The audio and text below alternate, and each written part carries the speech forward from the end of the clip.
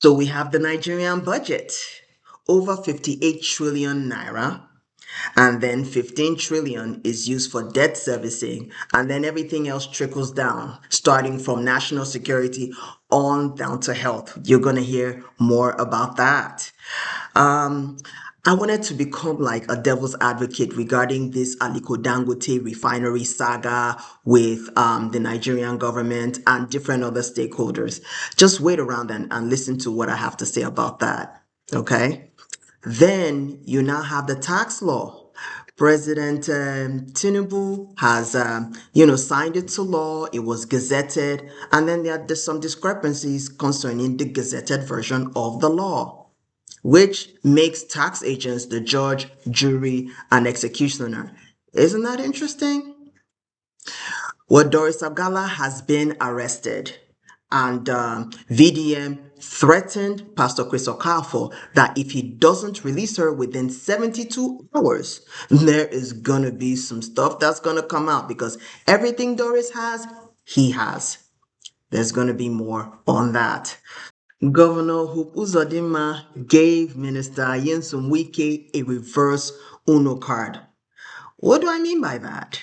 Well, he was the one that backed Governor Sim Fubara to transition from PDP to APC. So if Wike goes to PDP or APC, based on which state, he doesn't have a leg to stand on in River State as far as I'm concerned, based on the facts and analysis that are on ground.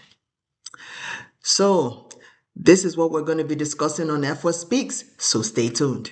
So there was a discrepancy in the House of Representatives in Nigeria. Honorable Abdul Samad Dasuki, a representative of Sokoto State, just made a quick note that he had gotten the gazetted version of the tax law just to kind of review it and see if everything is in place. And he found a couple of discrepancies, which he now noted. And now it drew attention to everybody because we're saying we're going to start paying taxes from 2026, and filing our taxes in 2027. So we need to figure out what this is. So these are a few of the discrepancies, okay?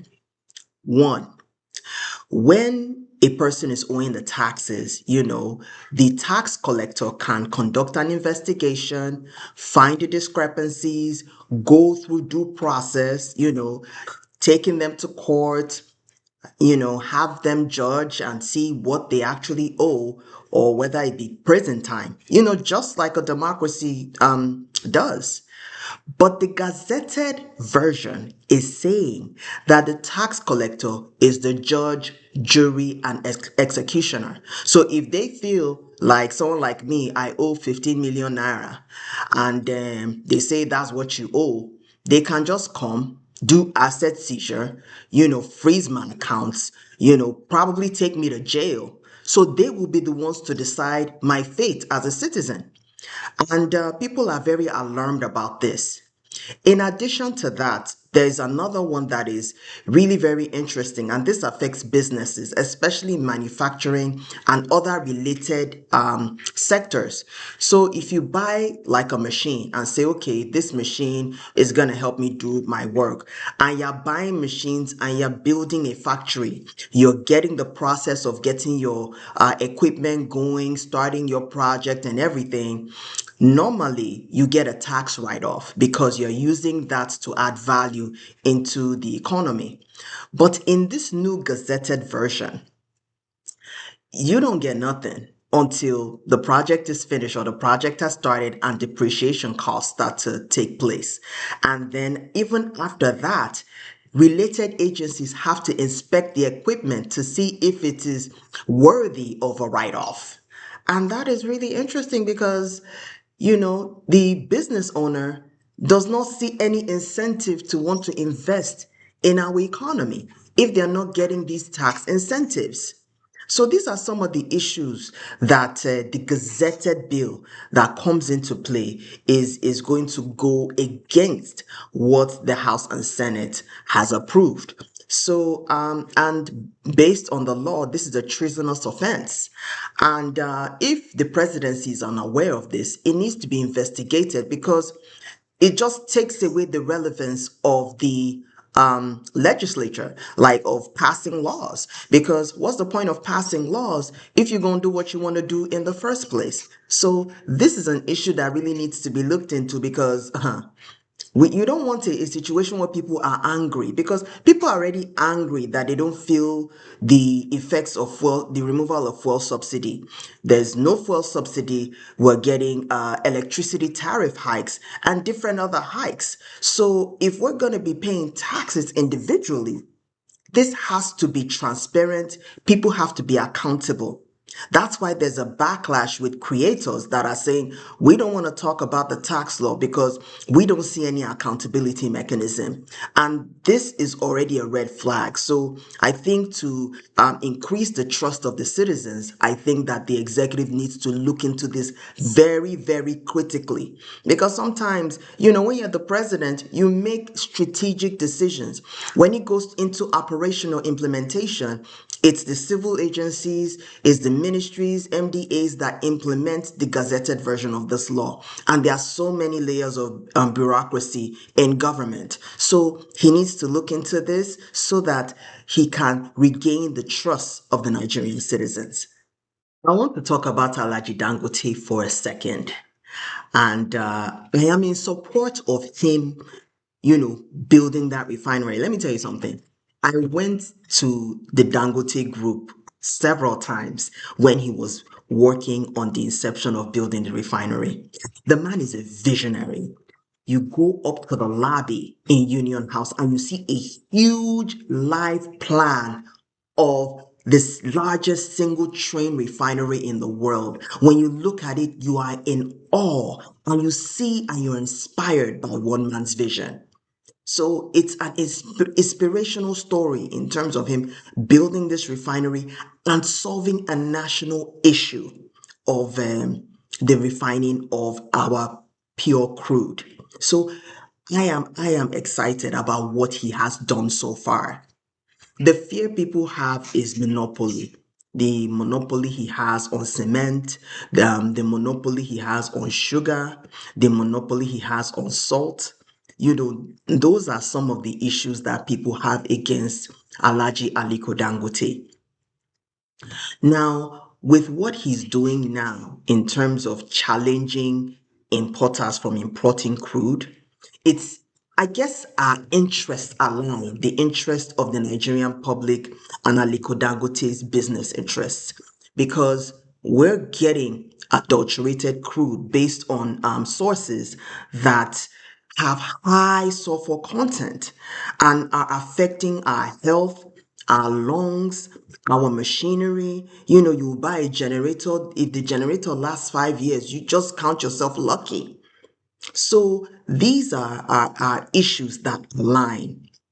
But what if his business interests and our national interests stop aligning and then he has monopoly over the oil and gas sector in Nigeria?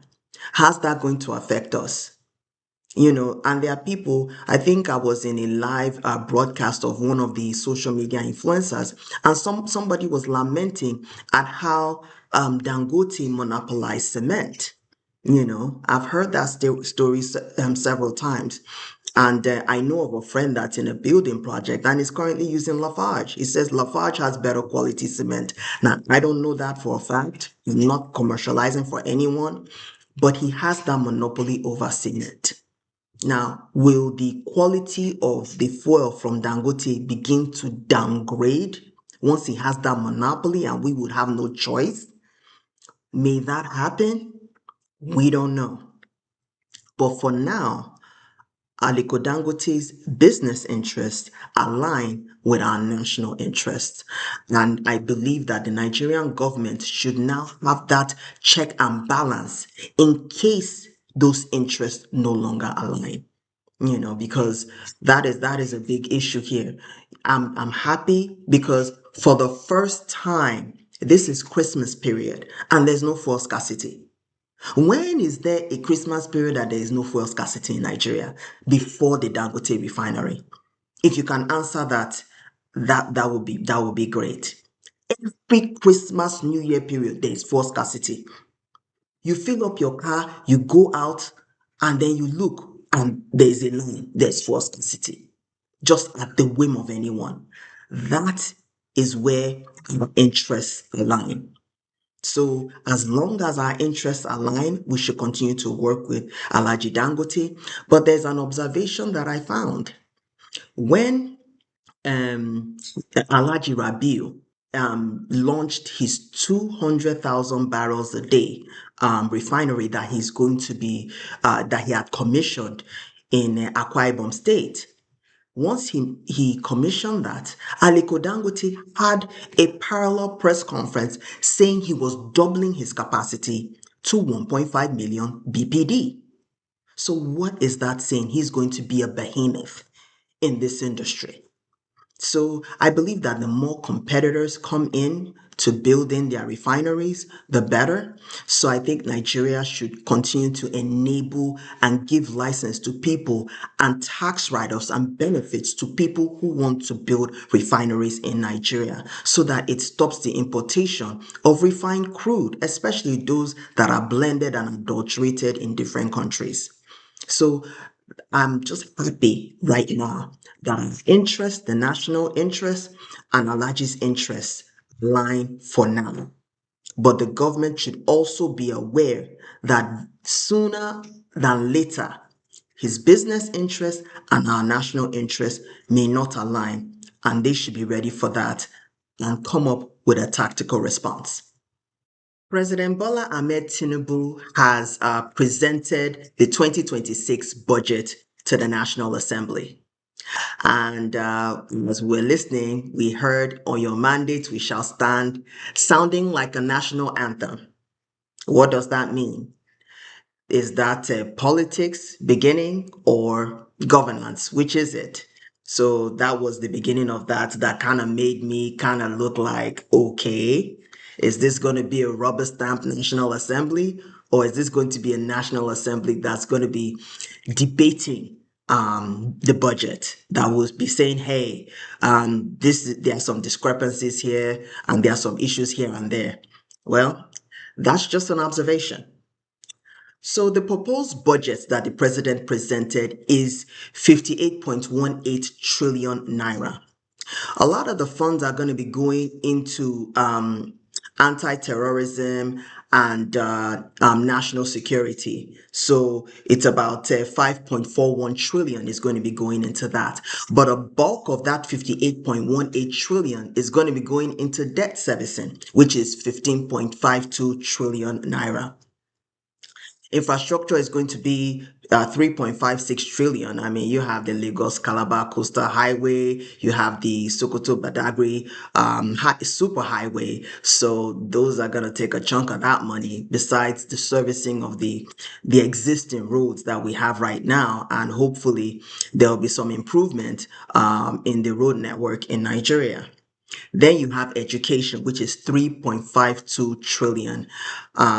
It would be great maybe to, as this is just trickled down into the Ministry of Education, to know where that is going to go, how much of it is going to go into the states, how much is going to go into oversight, how much is going to go into the unity schools and some of the renovations that are going on in unity schools, how much of that is going to be going into security for the students so that we don't have hundreds of students being kidnapped by bandits. So these are some of the things that I would like to see. But that may take some time because it will need to be trickled down into the Federal Ministry of Education.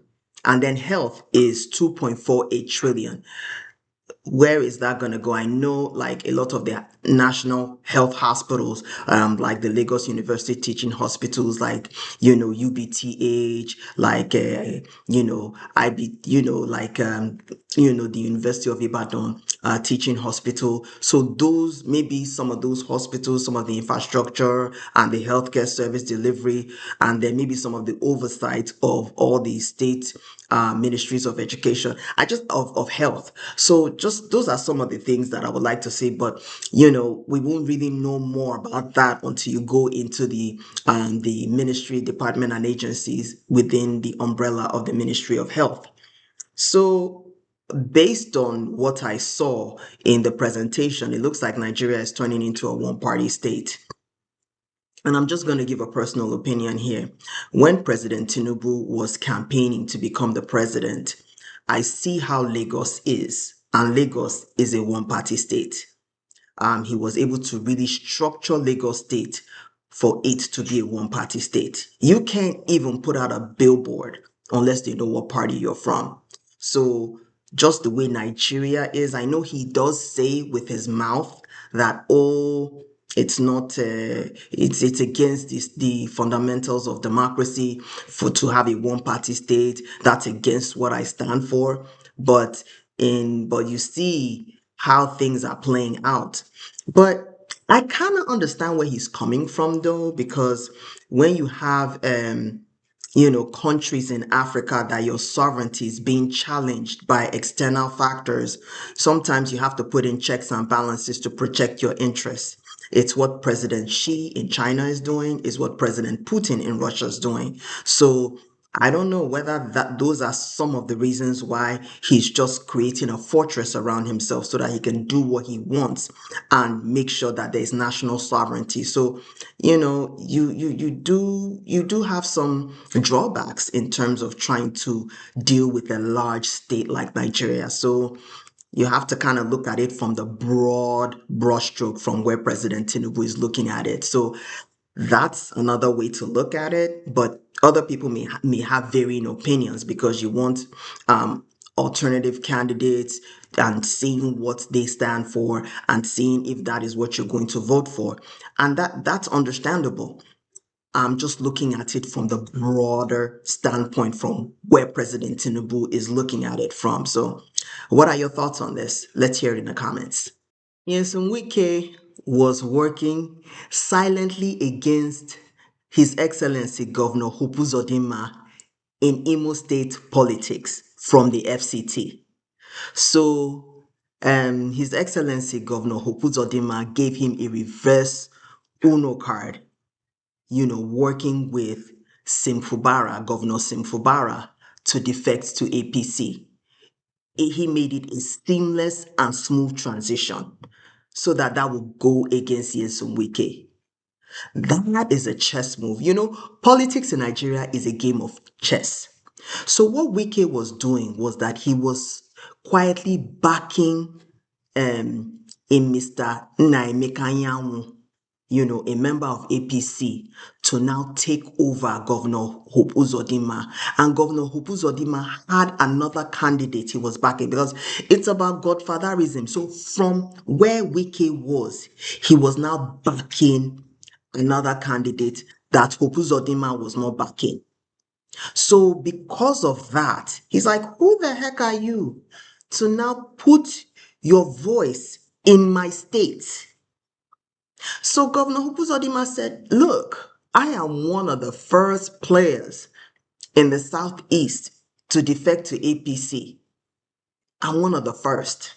So you cannot come up here to my state and dictate any kind of thing or back any candidate and go to President Tinubu and say he should back that candidate.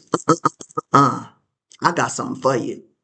So what he did, he now went to Governor Sim Fubara and said, you know what? I got you. I'm going to get you out of this quagmire with Wike.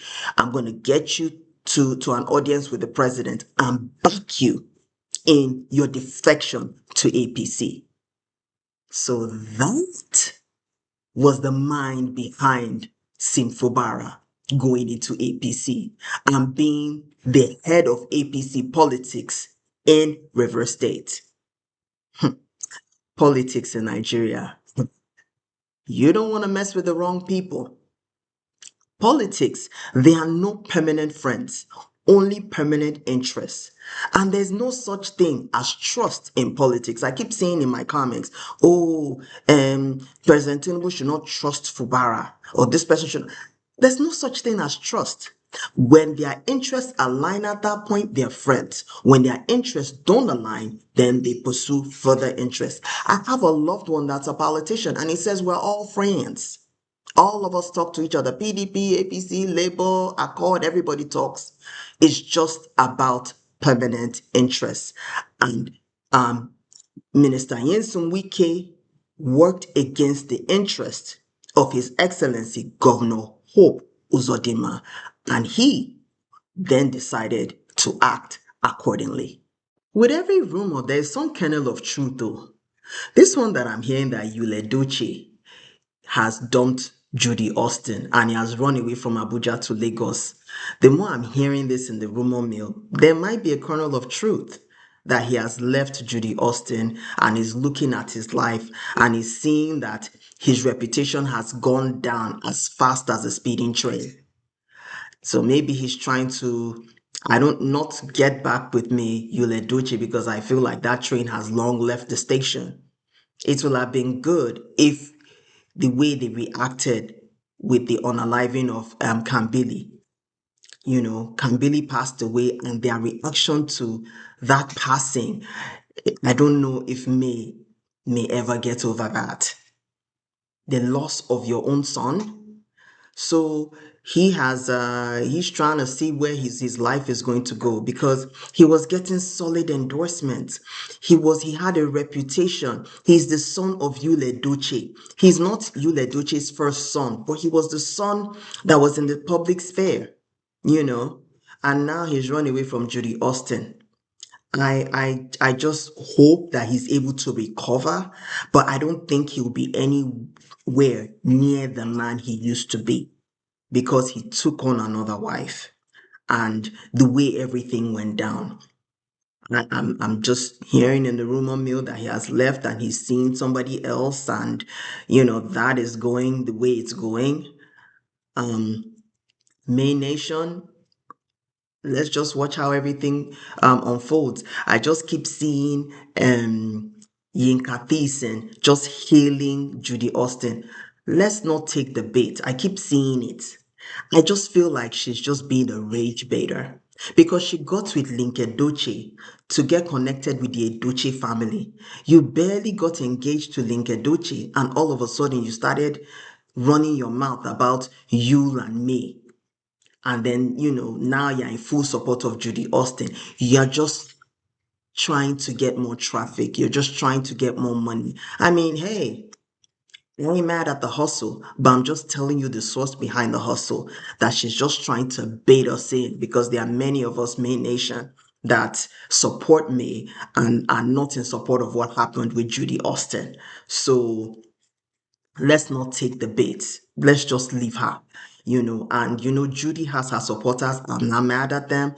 Everybody is entitled to their own opinion. Let her just be pandering to Judy supporters, and we just need to just stay out of it, because she just wants to make us angry, and then we'll just keep commenting and we'll just keep increasing her engagement numbers. That's just my personal opinion on that. So it looks like you has left Judy, because this, with every rumor, there's a kernel of truth. When I see some certain rumors, I'm like, there's nothing to it. But when you kind of see it going strong and strong and strong for up to 6 months, there's a kernel of truth in it too. Let's just be watching. Well, Doris Ogala was arrested and released from prison. She was arrested during one of her live broadcasts about Pastor Chris and all his infractions. What he's done, that he's a fake prophet, he fakes miracles, he has some kind of charm built in under his altar. So many allegations against Pastor Chris. Like I said in my last video, Doris, let all this stuff go. Well, eventually VDM was able to reach out to her, or she was able to reach out to VDM. One of his VDMs and broadcasts, he said that he had reached out to her and to find out, hey, what's going on? Because VDM's vested interest is to bring down Pastor Jeremiah. And Pastor Chris is friends and associates with Pastor Jeremiah. So Doris Ogala said, hey, She listed out everything she's done for Pastor Chris and all her infractions. And he did say that Doris Ogala is evil, but not as evil as Pastor Chris. And he warned Pastor Chris, if you do not release Doris Ogala within the next 72 hours, everything Doris Ogala has, she has handed over to me, and I am going to bring you down myself. So you have 72 hours. And lo and behold, Doris Ogala was released. So this situation is going to be far from over. It's going to be far from over. And it just brings our faith as Christians into dispute with all these fake pastors and all these fake prophets coming out and doing all sorts of diabolical things to get people. How are you going to say you represent light and then you use darkness to bring people to present light to them? It just doesn't make any sense. Well, it does make sense because they are very money driven. All they want to do is collect money from all these parishioners. Some of these parishioners are barely surviving. They are looking for a higher power, which is Jesus, to help them out of their situation. And then they come to you thinking they are finding Jesus, but they are finding an agent of Satan trying to lead them to Jesus. And this is just really, really bad. Now Doris Ogala has been released from prison. I just hope she lets this go, you know. And I know she did say in one of her posts that, oh, that she feels like the Lord wants to use her to bring all these people down. I really hope that that's the case, that you went in the midst of your low place, you repented, and that you're led by the Holy Spirit to say you're going to bring these people down, because a lot of these people did not stay at the top and take people's money and use charm to let you now say you want to bring them down. You're only one person. Then she brings in Professor X into the mix. That yes, Pastor Chris did send her to seduce Prophet X, so he can come to Nigeria and then they can take him out. Professor X was able to give some feedback like, yes, I did, egg her on and have her send me these videos. I'm like, oh, you just let her send you all those kind of videos and send you all sorts of things trying to seduce you, and you're trying to give yourself plausible deniability. I'm giving you the side eye, Prophet X. I am giving you the bombastic side eye. I do appreciate the work that you're doing, trying to expose false prophets. Um, I do feel like you're a bit biased, because how you gonna receive all that, you know, all those kinds of things and expect us to say, okay, you are the real man of God and the rest of them are fake. I just have a problem with that. But Doris Ogala, you are released now. Enjoy your freedom. Just go and rest and heal from everything that has happened. If you like everything that you've just watched, please be a darling. Like, share, and subscribe. Click on the bell notification so that you can see more videos like this. This is a relatively new channel, so please just continue to support me and watch us grow together. I've been, I've grown with many YouTubers that have started from zero, and I'm so proud of them at how far they've gone and going through that journey with them. So I just hope that you are able to go through that same journey with me. Thank you again for watching Efwa Speaks, and I'll see you again next time.